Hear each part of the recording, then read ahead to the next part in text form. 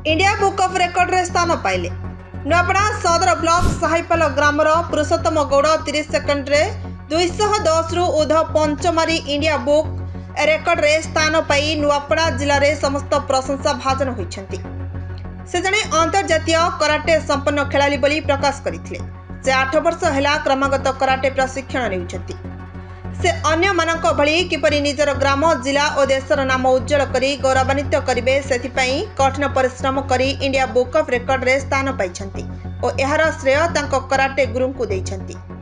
तांको लक्ष्य Guinness book world record किपरि पाइबी बोली प्रयास रत बोली पुरुषोत्तम गौड़ प्रकाश करथिले। मो ना हूँ पुरुषोत्तम गौड़ और मुई नुआपड़ा डिस्ट्रिक्ट साहिपोला गाँव रही और मुझे 8-9 वर्ष है पूरा कंटिन्यू पूरा कराटे करी चली और तार संगे संगे मते Guinness book of world record और India book of world record विषय जना पड़ला।